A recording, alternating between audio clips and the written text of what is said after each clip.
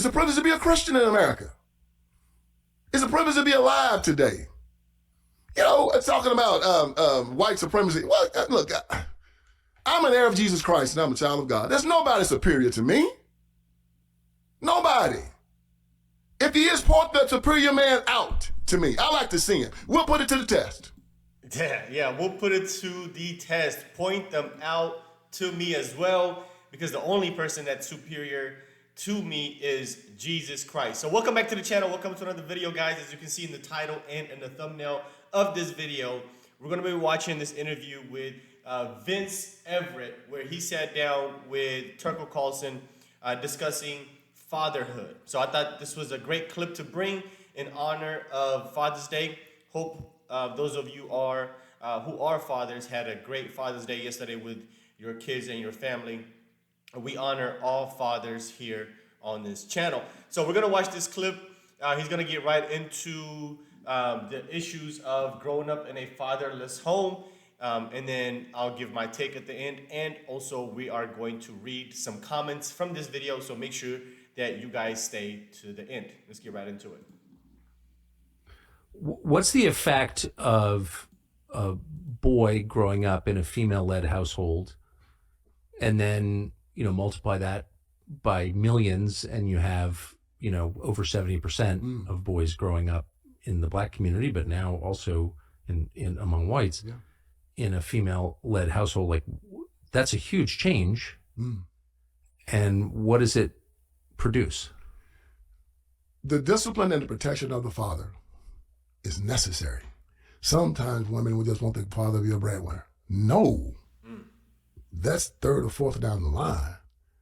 He's to love his family before he even provides for them. He's to protect them before he loves them and protects them first.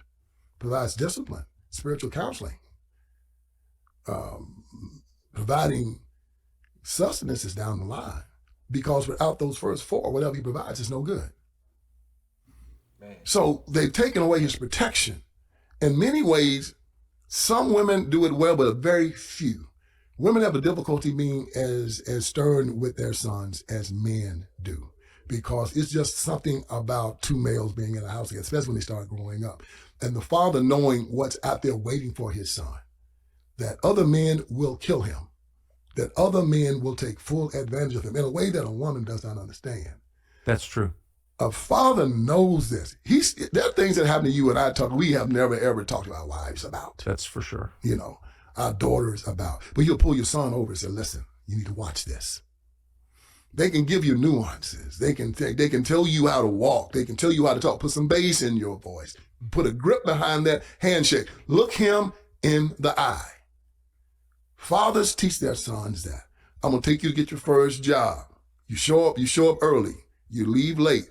You don't steal. You don't lie. Do you understand me? If do, you have to deal with me. He teaches them in the morning time, make your bed, do your chores. If not, there's going to be hell to pay. It's rote. It's binary all the time.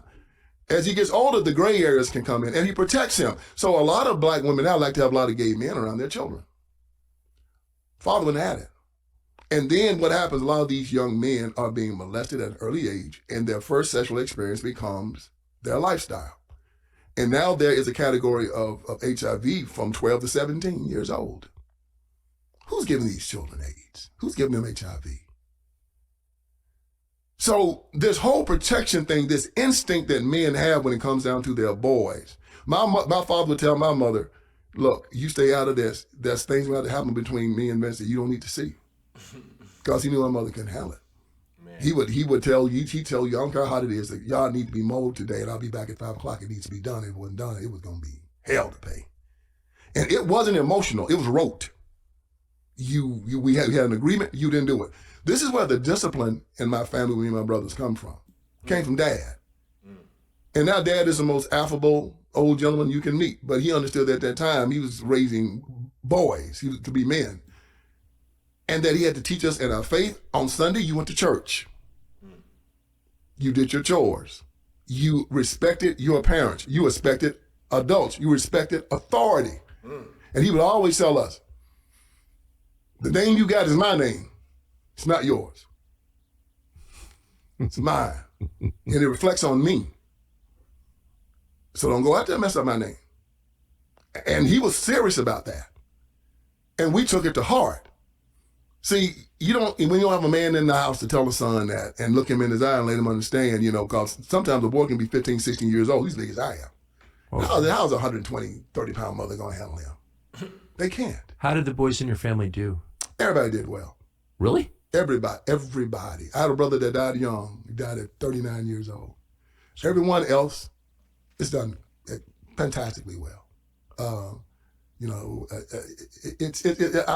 family story is an American story because we believe in this country. We don't walk around talking about racism and white folks and the government. Whenever there's a problem, we look at ourselves and say, what did we do wrong? It's empowering to be able to say, I can look in the mirror and I can change my circumstances. That's right.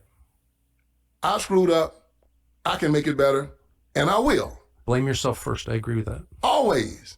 And we hold each other up to that standard.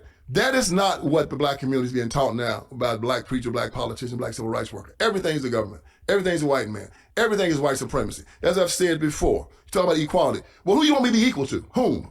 Point him out to me. That's a good question. Show me the white man that you want Vince Ellison to stand up and say, I want to be equal to you.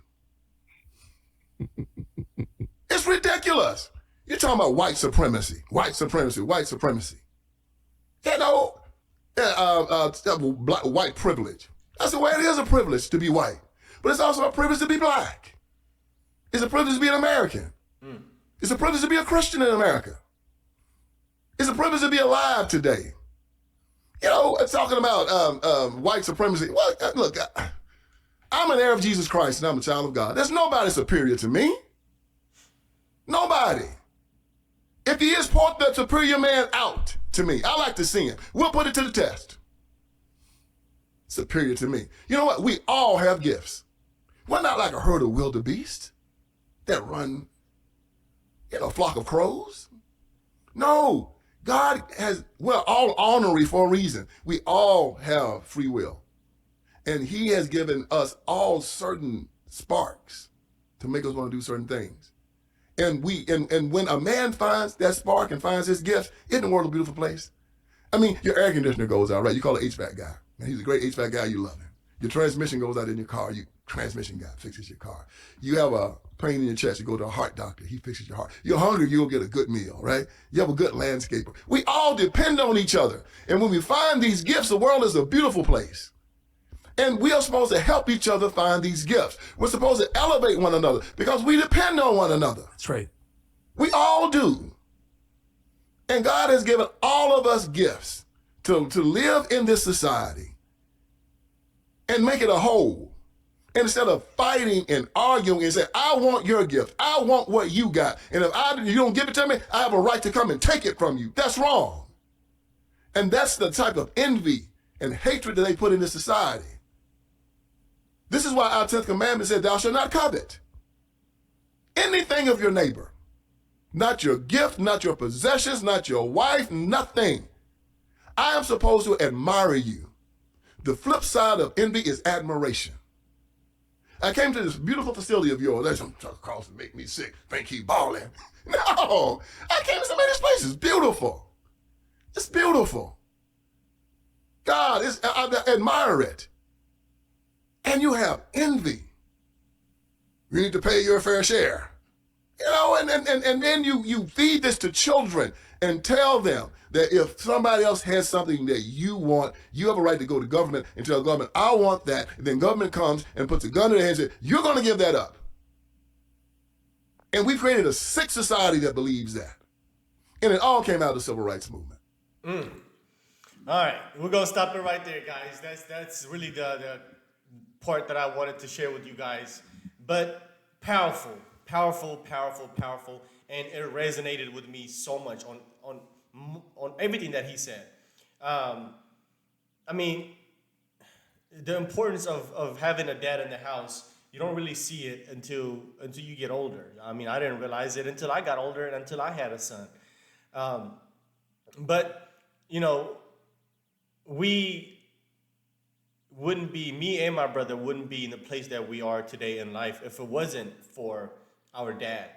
And I honor and respect him so much. He's no longer here with us, but everything that he's done was for us. Leaving a country where he called home and packing up all our stuff and moving us over here into a country where we didn't speak the language, we didn't know the systems, we didn't know anything, but all we wanted was the freedom, and he was able to provide that for us. I wish he was still here to see the results of his work, but you know, me passing down his teachings to my son, I think is the best way that I can honor him. And when he said, one of the things that my dad like preached to me and my brother consistently is three laws: is respect your parents and elders, respect your teachers, and respect the law. I don't know how many times he repeated that, but I mean, it has been ingrained in me until now in my adulthood. And I don't know. There's so much that I can say about my dad and what he was, able to do for us. I mean, he worked so hard. He worked so much. He died on the way to work. He was killed by a drug driver on the way to work at 4 a.m. So, he came here and worked 2-3 jobs at times to help us achieve the American dream. And all of my siblings have been able to accomplish that. All of us, he put all of us through college. All of us graduated and educated, have great careers, have great families. All of us are either married or engaged, have children, have our own homes and families. We've achieved the American dream, and we never saw ourselves to be victims of anything. And that's what you'll notice with most immigrants and most people that come into this country, is that we embrace this country fully. We don't look at ourselves as victims. We believe in the American dream. We believe in this country. I mean, some immigrants, I feel like, are more American than some, citizens that were born here. It's absolutely ridiculous and outrageous. I mean, most immigrants have pride for this country. They love this country. They would die for this country, and as I would. And so, I don't want to get sidetracked, but that was the importance of having my dad in the home, is instilling discipline, accountability, critical thinking, and just self-awareness, and never having to rely on the government. My parents would rather work 2-3 jobs than apply for government assistance or food stamps. They could have qualified. I mean, they 100% could have qualified, but they don't believe in that. We don't believe in that. They rather work hard for what they want than have somebody give it to them for free and get a handout. And I wholeheartedly believe that, and I learned that from my parents. It's so much that I've learned from my parents, man. But what Vince said here on this whole segment is powerful. Nobody is superior than Jesus. There's nobody that I want to be equal to. Why would I want to be equal to you? And why are you the standard of equality? And that's the problem with the world today and the left and these woke liberals, is that not only do they want you to be equal, they also want you to have equal outcomes as well. And it's absolutely ridiculous, because we all different. We all work different, have different work ethics, so it's not going to be possible for us to have equal outcomes on anything. So, I mean, it's just so many things that I just recall from the little things that my dad taught us. Like Vince brought up the example of, saying, don't steal. And when he said that, it resonated to me, because I remember this situation where it was me, my dad, and my brother, and we were at AutoZone, and we were in line to check out for something, and the guy in front of us stole some candy. Like, as he was at the register, he reached down below, grabbed some candy, and put it in his pockets. I noticed it. And my dad noticed it too. And he looked at us, and I looked at him. I was like, and like he noticed that, like what the heck, that I had a look on my face like, are we gonna say something? Or are you gonna tell the register? And my dad was like, he waved us off. He waved me off. He was like, no, don't worry about it. God will take care of it. That's all he said. And I kid you not, I promise you, I'm not making this story up. The guy walks out with the candy, didn't pay for it. Then we check out, we walk out. The guy was in front of AutoZone changing something on his tire. So he had his car jacked up with the jack. And he walked outside and he, bent down to do something with his tires or his wheel or the jack, and the whole thing just collapsed. The car, boom, just on the ground, on the wheel bearings, out of there. And my dad looked at us, was like, there you go. And, just little things like that I remember, that he taught us to, the three laws, respect your parents and elders, respect your teachers, and respect the law. That has gotten me so far today. And that's the same thing that I'm going to teach my son. And also another thing that he, said that resonated with me is that when he said that his dad told him that, that's not your name. My last name is Solomon. In our culture where I'm from, you take your dad's first name as your last name. And it's just like, it's like a lineage thing. Like we don't take, like we all don't have the same last names. Like my dad's last name is not the same as my last name. We actually take his first name. So my last name is Solomon. So his first name is Solomon. So now that we're in America and I have children, I have kids, my son's last name now is Solomon, just like it is mine.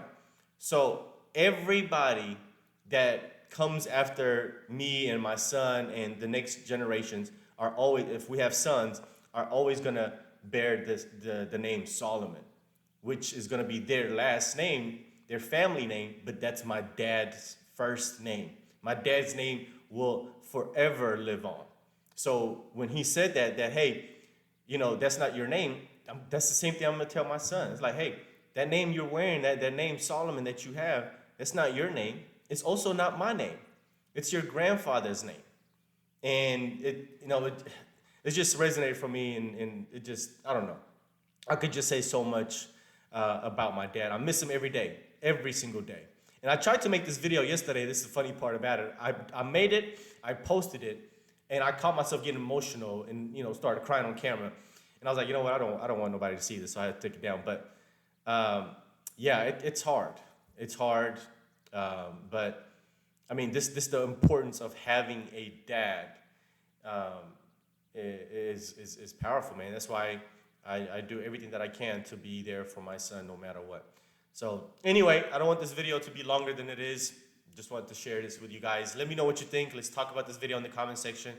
Let me know what you think on all of these videos, guys. Let's have a conversation down below. But once again, happy Father's Day to all you fathers. We appreciate you. We thank you. We love you. Keep doing what you're doing. And thank you for watching this video. See you guys on the next one. Peace.